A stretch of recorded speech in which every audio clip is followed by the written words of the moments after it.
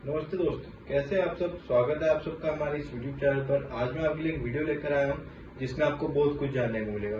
तो इस वीडियो को एंड तक देखें और चैनल को सब्सक्राइब करना ना भूलें। चलिए साथ में देखते हैं वीडियो। जम्मू कश्मीर के पहलगाम में जो हुआ उससे देश मातम में है। इस समय देश रो रहा है और विलाप कर रहा है। यहाँ पर जो गुस्सा है वो हर तरफ, देश के हर राज्य में, हर तबके में, हर तरह के लोगों में जो है सुनाई दे रहा है। तो इस समय जो नाराजगी पनप रही है देश में, वो जो है अपने आप में कई सवाल खड़े कर रही है। लोग इस समय गुस्से से बिलबिला रहे हैं। भारत सरकार ने अपने स्तर पर कई तरह के जो है कदम उठाए हैं, कई एक्शन यहाँ पर लिए गए हैं, जिस पर पाकिस्तान की ओर से जो है रिटेलिएशन स्टार्ट हो गई है, उसका विरोध यहाँ से किया जा रहा है। हमारे साथ इन तमाम मुद्दों पर, इन तमाम पहलुओं पर बातचीत करने के लिए इस समय भारतीय जनता पार्टी की वरिष्ठ नेता और सुप्रीम कोर्ट की सीनियर एडवोकेट नाजिया इलाही खान खुद मौजूद हैं। नाजिया इलाही खान जी का आपका यहाँ पर स्वागत करते हैं। और दूसरी महत्वपूर्ण बात है कि नाजिया जी जो है न सिर्फ हिंदुस्तान में बल्कि इनके चर्चे पाकिस्तान तक हैं। वहां की मीडिया पैनल में काफी बार जो है शामिल हो चुकी हैं। इनकी बातों को खूब यहाँ पर सुना जाता है। इस बार जो है नाजिया जी, पहला सवाल मैं आपसे यही लेना चाहूंगा कि जिस जो घटनाक्रम हुआ पहलगाम में, जिस तरीके से लोगों का नाम पूछ पूछ करके, उनका धर्म पूछ पूछ करके उनको मारा गया, उनकी नृशंस हत्याएं की गई, क्या कहेंगे इस पे आप? सबसे पहले जय श्री राम, वंदे मातरम, भारत माता की जय। राम जी। घटना नहीं हुआ या कोई टेरर अटैक नहीं हुआ है। एक बार फिर से हिंदुओं का जेनोसाइड हुआ है। सबसे पहले मैं ये क्लियर कर दूं। हिंदुओं का जेनोसाइड हुआ है और ठीक वैसे ही हुआ है जैसे मोपला में हुआ था, जैसे मालाबार में जी, हुआ था, जी। जैसे हुँ, महाराष्ट्र में हुआ था, जैसे दिल्ली में जी, हुआ था, जैसे मुर्शिदाबाद में हुआ, मालदा में हुआ, पश्चिम बंगाल में हर इलेक्शन में होता है और जी, जी, नागपुर में हुआ, मध्य प्रदेश में हुआ। उसी तरीके से ठीक 1989 टू 1991 में जैसे जम्मू कश्मीर में हुआ था, ठीक वैसे ही हिंदुओं का नरसंहार जेनोसाइड हुआ है। इसको नीपा-पोती करने की ज़रूरत नहीं है कि टेरर अटैक हो गया, पाकिस्तान आकर के मार दिया। पाकिस्तान पर बिल फाड़ करके कोई फ़ायदा अब नहीं है। भारत में रह रहे पाकिस्तानी मानसिकता और भारत में रह रहे पाकिस्तानी मुखबिर और भारत में रह रहे रज़ाकारी पॉलिटिकल पार्टी चलाने वाले के गिरबान को भी अब पकड़ने का वक़्त आ चुका है। जी। अब वक़्त आ चुका है कि क्रिस्टल क्लियर और साफ-सुथरा बात किया जाए। मुझे बिल्कुल। ऐसा जी, जी। जी, मैं अपनी बात रख लूँ पूरी? हाँ, प्लीज़, प्लीज़ आप कंटिन्यू करें। देखिए, मुझे ऐसा लगता है कि जनरल आसिम मुनीर का टू नेशन थ्योरी बताना और जेपीसी की मीटिंग से लेकर के तालकटोरा तक असदुद्दीन अवैसी का ये ऐलान करना कि भारत को जंगे करबला बनाएंगे, सिविल वॉर जी, जी, करेंगे, ये सारी चीजें आपस में मैच करती हैं। और जिस तरीके से 72 घंटे पहले जम्मू कश्मीर की वादियों में और जम्मू कश्मीर की धरती पर खड़े होकर के महबूबा मुफ्ती ने ऐलान किया कि आदरणीय प्रधानमंत्री जिस हिसाब से मुसलमानों को ठेस पहुंचा रहे हैं, कहीं ऐसा ना हो कि दोबारा वही हो जाए जो कभी कश्मीरी पंडितों के साथ हुआ था। और आई थिंक 72-73 घंटे के बाद हमें पहलगांव वाली घटना समझ में आ चुकी है। साढ़े 3 पौने 4 साल जम्मू कश्मीर 370 हटने के बाद, अबॉलिश होने के बाद राष्ट्रपति शासन के बैरिकेड के अंडर था। तब तो एक आलू जी। बम नहीं फूटा और जैसे ही फारूक अब्दुल्ला, उमर अब्दुल्ला की मुट्ठी में जम्मू कश्मीर गया, उमर हुँ, अब्दुल्ला ने जीतने का जो एक क्रेडिट मुसलमानों को दिया था और जिन जी, आतंकियों और खाड़ी और पहाड़ी मुसलमान और आतंकी मुसलमान के वोट के माध्यम से और समर्थन के माध्यम से एक बार फिर से उमर अब्दुल्ला अपनी सरकार बनाया था, तो ला इलाहा का रिश्ता उसने निभाया और आतंकियों को रोटी-बोटी के साथ, पनाह के साथ उसने हिंदुओं को जी, चिन्हित जी, करके मारने की बिल्कुल। तैयारी करवा दी। और यहाँ पर देखिए नाज़िर जी, जो घटनाक्रम हुआ है, ये अपने आप में थोड़ा-सा तड़पाने वाला इसलिए भी है कि जो नृशंस हत्याएँ वहाँ पर की गईं, वहाँ पर जो है ख़ास तौर से हिंदुओं को जो है चुन-चुन करके मारा गया।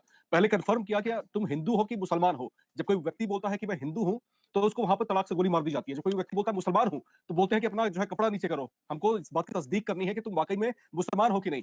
कलमा पढ़ने को बोला जाता है, व्यक्ति कलमा नहीं पढ़ पाता तो वहाँ पर गोली मार दी जाती है। आखिर ये आतंक का कौन-सा चेहरा है? ये किस तरह से जो है आतंक अपना जो है चेहरा यहाँ पर दिखा रहा है? इसके बारे में क्या बोलेंगे आप? नहीं, नहीं, ये तो इस्लाम सिखा रहा है। ये तो इस्लाम सिखा रहा है ना। जिसने सुन्नत रसूल किया है और सुन्नह के हिसाब से खतना किया है, वो तो भाईचारा ला इलाहा वाले रिश्ते में आ जाता है। पर जो जी, बुतों जी। की बुत परस्ती करता है, जो हुँ, भगवान राम को मानता है, जो अल्लाह हुँ। को एक नहीं मान करके और उसके आका प्रॉफेट मोहम्मद को नहीं मान करके दूसरे देवी-देवताओं की को पूजता है, तो उसकी सज़ा तो मौत ही होती है, इसके अलावा क्या जी, होती है? जी। ये तो इस्लाम इस बात की वाज़ाह करता है कि काफ़िरों के खिलाफ जिहाद करो। इस्लाम इस हुँ, बात की वाज़ाह करता है कि काफ़िरों को मारो-काटो। इस्लाम इस बात की वाज़ाह करता है कि काफ़िर अगर तुम्हारी बात ना मान करके वो इस्लाम कबूल ना करके अल्लाह को सिर्फ ना माने, तो फिर बाद में उनको काट-कूट करके उनको खत्म कर दो। इसलिए खतना जी, देखा गया और देखिए पैटर्न देखिए।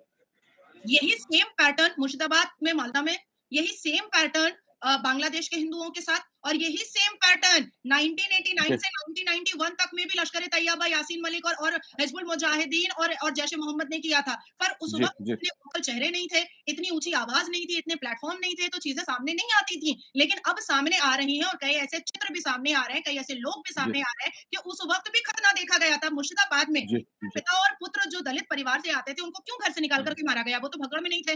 वो तो हिंदू का झंडा नहीं लहरा रहे थे। वो तो हिंदू के बचाव के लिए कुछ नहीं बोल रहे थे, क्योंकि मैंने तो मुर्शिदाबाद का विज़िट किया है। तो वो जी, उनको इसलिए मारा गया, पिता और पुत्र को, दलित परिवार के, क्योंकि वो भगवान की प्रतिमा बनाते थे मिट्टी से, इसलिए उनको हुँ, निकाल हुँ, कर के मारा गया। एक हिंदू की जी, आँखें नोच ली मुर्शिदाबाद में, क्यों? वो गली से जा रहा था साइकिल लेकर के, उसके गले में तुलसी जी, माला था और माँ काली का लॉकेट था, इसलिए उसको जी, मारा गया है। तो ये अब जी, सवाल पैदा होता है कि क्या हिंदू होना पाप है? भारत में भी, पाकिस्तान में तो था ही। पाकिस्तान हुँ, ने तो 23.7% से 1% कर ही दिया, लेकिन क्या अब जी। भारत में भी होना पाप हो गया है? और जिस हिसाब से दृश्य हमारे सामने आ रहे हैं, नाला सुपारा से, डोंगरी से, जी। राजस्थान से, जयपुर से, बंगाल से, कि जो कोई भी पाकिस्तानी अच्छा, शहीद एक एक एक चीज़ और साफ़ है यहाँ पर, एक चीज़ और साफ़ है की जा रही है। कि जो जो घटना पहलगाम में हुई है, जो लोकल कश्मीरी लोग हैं, वो साफ़ तौर से यही कह रहे हैं कि ये जो है, यहाँ के लड़के नहीं हो सकते, ये कहीं बाहर से इन्फिल्ट्रेट करके आए होंगे, उन्होंने इस घटना को अंजाम दिया है। इस बात के पीछे तर्क कश्मीरियों का ये है कि पहलगाम में अगर टूरिस्ट बढ़ते हैं, तो उनकी आमदनी बढ़ेगी। लेकिन जो घटना यहाँ पर आतंकी घटना यहाँ पर घटी है, उससे जो है डेंट किसको मिला? एक आम कश्मीरी को, उसकी रोज़ी-रोटी छीनी, उसकी रोज़ी-रोटी पर संकट खड़ा हुआ। तो यहाँ पर जो नैरेटिव सेट करने की कोशिश पाकिस्तान की ओर से की जा रही है कि असंतुष्टि भारत सरकार को लेकर के है, जिसके खिलाफ कश्मीरी लड़के बंदूकें उठा रहे हैं। लेकिन पिछले कुछ सालों में हमने वो चीजें डिमोरलाइज होती हुई देखी और किस तरीके से आतंकवाद धीरे-धीरे सिमटता गया घाटी में, वो भी देखा। लेकिन अचानक से इस तरीके से टारगेट करना, खास तौर से हिंदू लोगों को उनकी तस्दीक करना, फिर उसके बाद शूट करना, ये क्या मैसेज देने की कोशिश की है? अगर पाकिस्तान का हाथ इसके पीछे है, तो आखिर इस तरह से हमले करवाने के पीछे इसका क्या मोटिव हो सकता है? आप मुझे एक ऐसे रिनाउंड कश्मीरी मुस्लिम का चेहरा बताइए जिसने टीवी चैनल पर ये कहा हो कि वो हिंदुस्तानी है।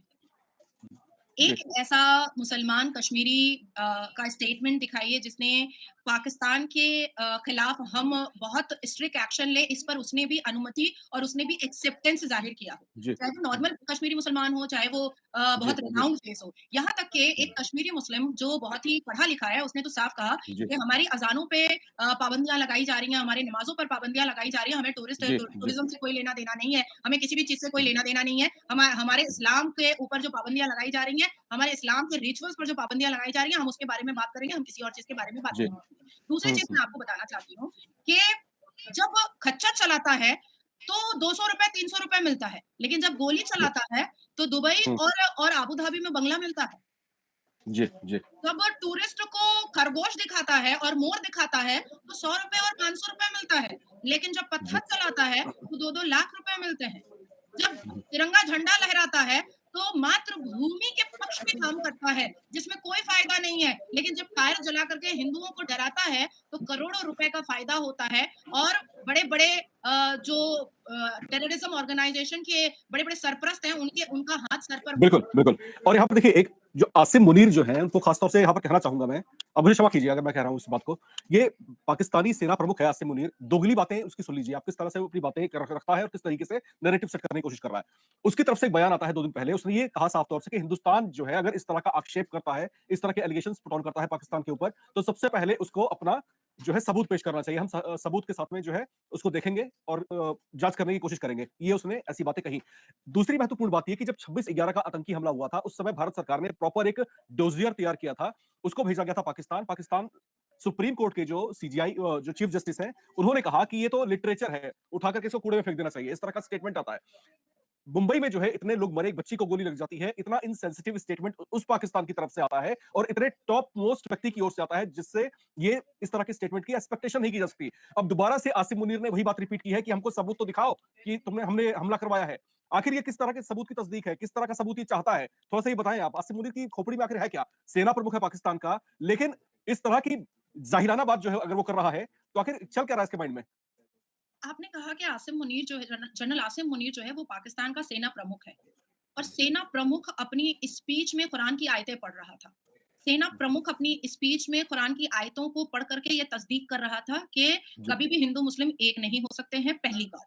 तो वो, मुझे हुँ, नहीं लगता कि वो सेना प्रमुख है, मुझे लगता है कि वो आतंकियों का और वो जिहादियों का और वो खलीफा सक्सेसर ऑफ जी। मोहम्मद इनका सरदार ज्यादा है और वो सेना प्रमुख कम है। यूनिफॉर्म पहन लेने से कोई सेना प्रमुख या सेना का व्यक्ति नहीं हो जाता है। यूनिफॉर्म का नाजायज फायदा उठाने के लिए बहुत लोग हमारे भारत में भी हैं और बहुत लोग पाकिस्तान में भी हैं। अब आती है दूसरी बात कि आपने कहा कि पाकिस्तान के सुप्रीम कोर्ट में जी, जी। जो इतना बड़ा बॉम्ब ब्लास्ट हुआ, अजमल कसब ने इतना कुछ कर दिया और उसके बाद फिर उसके सबूत मांगे गए। तो मैं पूछना हुँ। चाहती हूँ कि पाकिस्तान के सुप्रीम कोर्ट के भीतर क्या सच में वहाँ का संविधान चलता है क्या? मैं आपको 2022 की बात बताती हूँ क्योंकि सबको पता है जी। इस देश और दुनिया में कि मैं पाकिस्तानी चैनल्स पर बैठती हूँ। हुँ। 2022 और 23 की मैं 2 घटनाएँ आपको बताती हूँ। एक घटना जी, 2022 की कि सुप्रीम कोर्ट के एक जज ने शिया मुस्लिम को जी। बेल दिया था, जिस पर उस जज का सर तन से जुदा कर दिया गया था। पहली घटना। हुँ। सुन्नी समुदाय ने पाकिस्तान के सुन्नी समुदाय ने ये कहा कि तुम्हारी औकात और तुम्हारी हिम्मत हुई कैसे कि तुम हुँ। शिया को बेल दे सकते हो? पहली जी, दूसरी बात कि 2023 में होली खेलते वक़्त जब एक डॉक्टर की हत्या हुई, तो जी, जज के टेबल से उस पेपर को ही उड़ा करके डस्टबिन में फेंक दिया जी, गया जी। कि यहाँ पर हुँ। काफ़िरों का त्योहार या काफ़िर का रहना नहीं होता, इसलिए सुप्रीम जी, कोर्ट या कोई भी न्यायपालिका पाकिस्तान में ऐसे केसेस को सुनने का कोई मतलब और मकसद ही पैदा नहीं होता है। अब जी, आती है जी। तीसरी बात कि जब बेनज़ीर भुट्टो जो कश्मीर लेना चाहती थी, जो बहुत हुँ, कुछ हुँ, करना चाहती थी, तो जब हुँ। उसकी हत्या हुई, तो क्या उसके हत्यारे को पकड़ा गया? बेनज़ीर भुट्टो बिल्कुल। के अब्बा जान भी कश्मीर लेना चाहते थे, तो क्या उनके अब्बा की जब हत्या इसी सेना प्रमुख के हाथों और इसी पाकिस्तान की सेना के हाथों हुई, तो क्या वहाँ के सर्वोच्च न्यायपालिका पाकिस्तान के द जी, ऑनरेबल जी। सुप्रीम कोर्ट ने कुछ कुछ स्टेप लिया था? ये है क्रिस्टल क्लियर बात कि जी, जी। और पाकिस्तान जो जो जो देखिए, असल में है क्या कि जो जब हम तथ्यात्मक बात करनी शुरू करते हैं, जब हम फैक्ट्स पर आते हैं, तो बहुत सारे लोग उठ खड़े होते हैं आलोचना करने के लिए। हमारे कुछ व्यूअर्स जो इसमें बैठे हुए हैं, वो भी कुछ लोग ऐसे हैं जो आपकी आलोचना कर रहे हैं इस बात पर। कुछ ऐसे भी हैं जो आपको बड़ा सपोर्ट कर रहे हैं। मुकेश कुमार हैं, उन्होंने बड़ा सपोर्ट किया आपकी इस बात पर। और जो दर्शक इस समय हमें देख रहे हैं, उनसे मैं खास अपील करना चाहूँगा कि आप भी इस बातचीत का हिस्सा बन सकते हैं। अपने कमेंट्स लिख करके कमेंट बॉक्स में ज़रूर डालिए। आपके कमेंट्स को हम इस बातचीत में ज़रूर शामिल करेंगे। देखिए, यहाँ पर अगर हम आसिम मुनीर की ही बात कर रहे हैं और आसिम मुनीर जिस तरीके से पल्ला झाड़ने की कोशिश कर रहा है कि पहलगाम के हमले में पाकिस्तान का हाथ बिल्कुल भी नहीं है। अगर है तो हिंदुस्तान इसका सबूत दिखाए। आखिर हिंदुओं से जो नफरत यहाँ पर दिखाई गई है पहलगाम में, आतंकियों ने पूछा है कि तुम हिंदू हो कि नहीं? जब बोला कि हिंदू है तो गोली मार दी और फिर जब भी यकीन नहीं हुआ तो कपड़ा उतरवाया पहले। देखा कि खतना हुआ है कि नहीं? और फिर उसके बाद व्यक्ति जब झूठ बोलता पाया गया, फिर उसको गोली मार दी। आखिर हिंदुओं से इतनी नफरत और इस बात की तस्दीक तो इससे भी होती है ना नाज़िया जी, कि पाकिस्तान में कोई हिंदू सुप्रीम कोर्ट का चीफ जस्टिस नहीं बन सकता। कोई हिंदू जो है सेना का प्रमुख नहीं बन सकता। जो तमाम बड़े-बड़े ओहदेदार हैं, वहाँ पर उन ओहदों पर हिंदू नहीं पहुँच सकता। रोक है इस बात पर। ऐसे पाकिस्तान से क्या एक्सपेक्ट की जाए? ऐसा पाकिस्तान जब ये सफाई देने की कोशिश कर रहा है कि पहलगाम के हमले में उसका हाथ नहीं, तो यकीन कैसे करें? और रही बात सबूत देने की, तो सबूत दिया है हिंदुस्तान ने। पाकिस्तान अपनी जहालत हर बार, हर मौके पर, हर पॉइंट पर दिखाता है। हमले के दूसरे ही दिन जो है एक उच्च स्तरीय बैठक बुलाई गई थी और फिर जो है कुछ देशों के डेलीगेट्स वहां बुलाए गए थे, पाकिस्तान को छोड़ करके। इन डेलीगेट्स में पाकिस्तान का जो मित्र देश है चीन, उसका भी जो है राजदूत उसमें शामिल था। उसको भी हिंदुस्तान ने सबूत दिए हैं कि ये अटैक जो है पाकिस्तान की तरफ से कराया गया। अब पल्ला किस तरीके से झाड़ेगा? ये थूक के चाटने वाली बात नहीं है क्या? देखिए, आसिम मुनीर की फटी पड़ी है, आई एम सॉरी टू से मैं रॉ वर्ड यूज़ जी, कर रही हूँ और इसलिए जी, आसिम मुनीर से लेकर के जितने भी बड़े-बड़े पैसे वाले जो वहाँ के नेता मंत्री हैं और बड़े-बड़े जो जी, यूनिफ़ॉर्म वाले, सेना वाले लोग हैं, उन्होंने अपने-अपने बाल-बच्चों को, अपने-अपने परिवार को विदेश यात्रा पे भेज दिया है क्योंकि उनको समझ जी। में आ चुका है कि मोदी ने एक ऐलान कर दिया है, मिट्टी में मिला दूँगा मतलब मिट्टी में दफ़न कर हुँ, दूँगा। अब आती है दूसरी बात कि आसिम मुनीर आज कह रहा है क्योंकि आज उसकी जी, फटी हुई है इसलिए कह रहा है कि सबूत दो। लेकिन याद कीजिए कि जब अजमल कसब ने बॉम्बे के ताज पर जब हमला किया था उसके बाद जी, हाफिज़ जी। सईद ने द डॉन न्यूज़पेपर को बैठ करके ये बात कहा था कि हमने अजमल कसब को भेजा है, बोलो क्या हुँ, सबूत है तुम्हारे पास? तो हुँ, एक्सेप्ट हुँ। तो किया ही था ना।